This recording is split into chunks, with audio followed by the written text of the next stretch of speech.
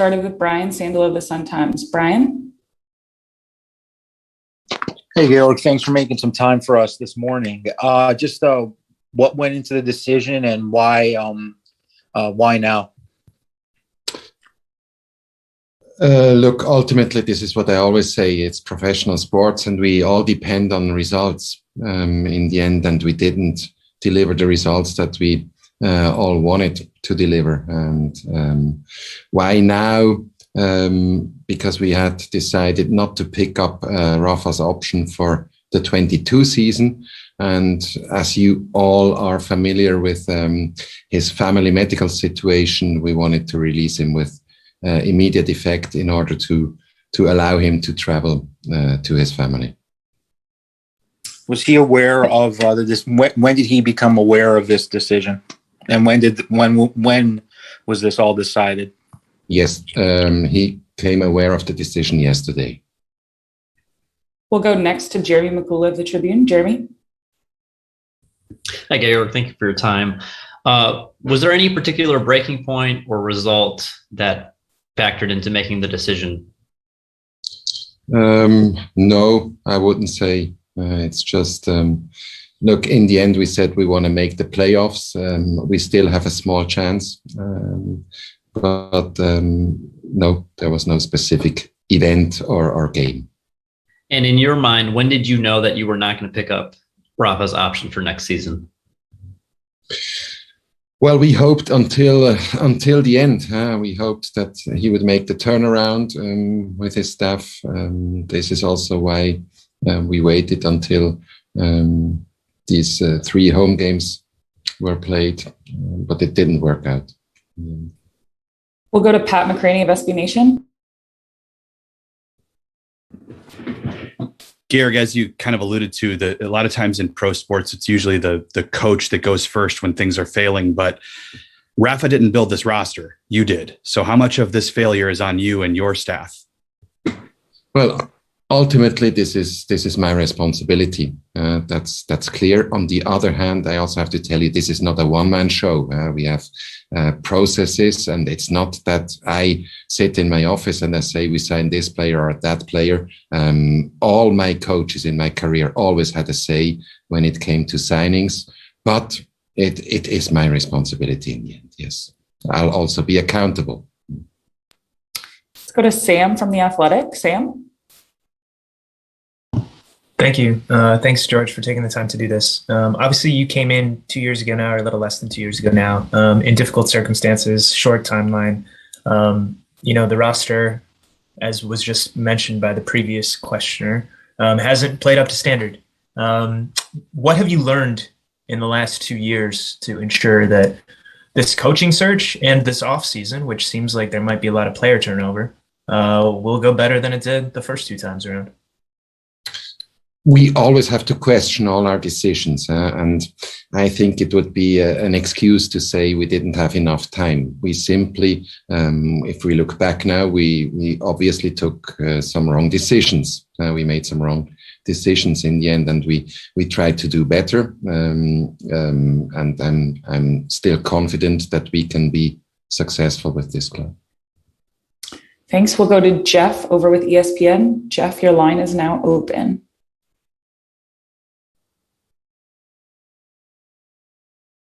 There we go. George, to what extent do you think that discipline within the team or a lack of it was a problem? Because obviously Aliseda and Jimenez were left home for one of the recent games. I mean, how much of an issue was that?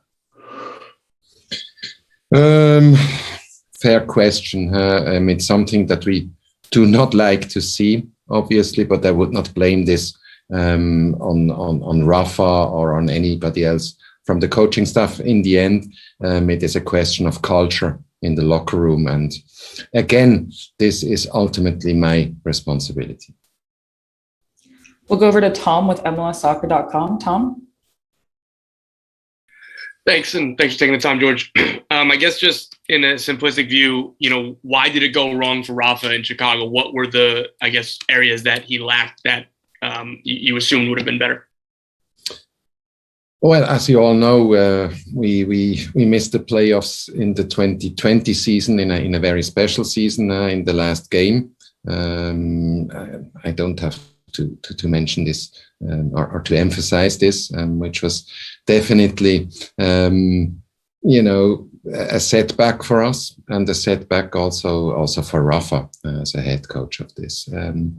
And afterwards, I think we had a good preseason, but we also suffered from many injuries during preseason and also into the regular season afterwards. And also here we have to be careful. We are all accountable and we are all responsible for this. And we also have to question whether we did everything wrong when it comes to injuries.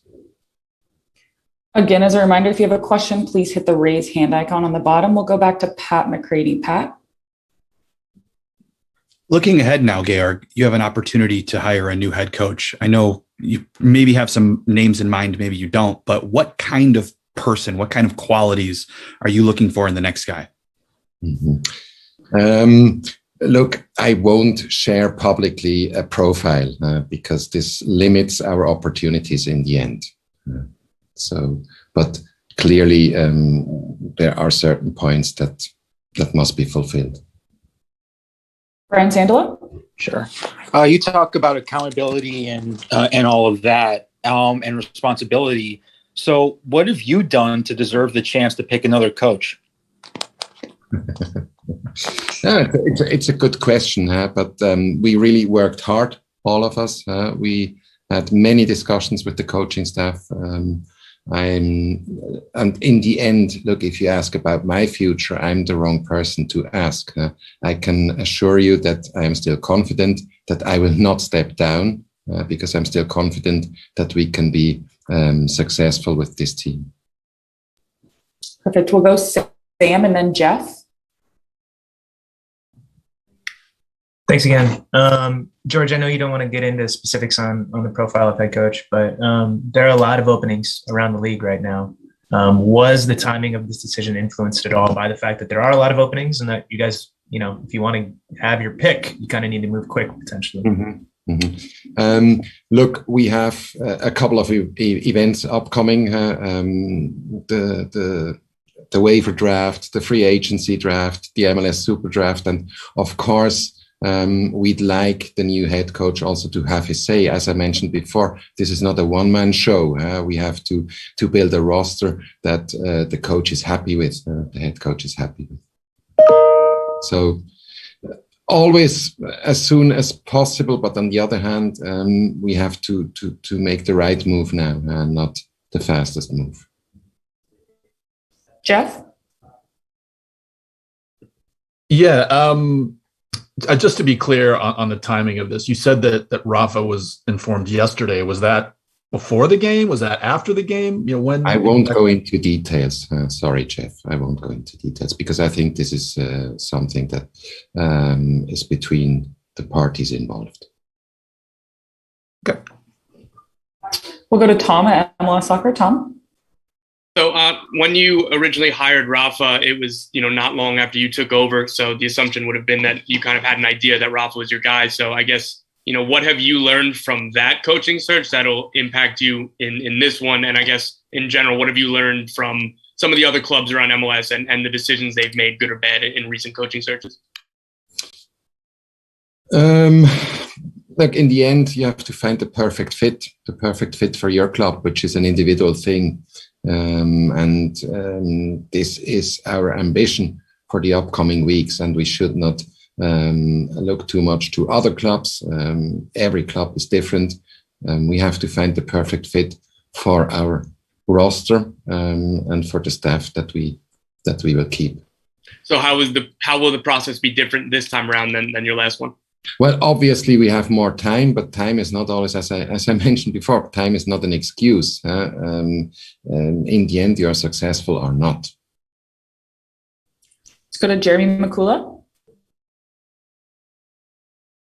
Georg, Major League Soccer, of course, is a very unusual league with roster rules and travel and things like that. How much value are you placing on MLS experience when searching for a coach, considering that the most successful MLS clubs have had coaches with good MLS background? It could be a thing that that is important for us, but not necessarily, because I think the game that we play is the same globally, worldwide. It's the same game that we play, and there are also other examples. Tata Martino, who was very successful without having MLS knowledge, but it could be something that we want to have with the next coach. We'll go last two questions. We'll go Brian Sandalo and then Pat McCraney.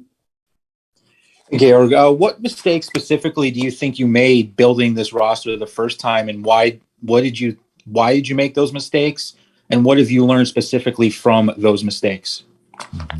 I won't talk about individual players now in public, and this is my availability today is to speak about the head coach position and not about the roster. We will speak about the roster later on this year for sure, and then we might answer these questions. Pat?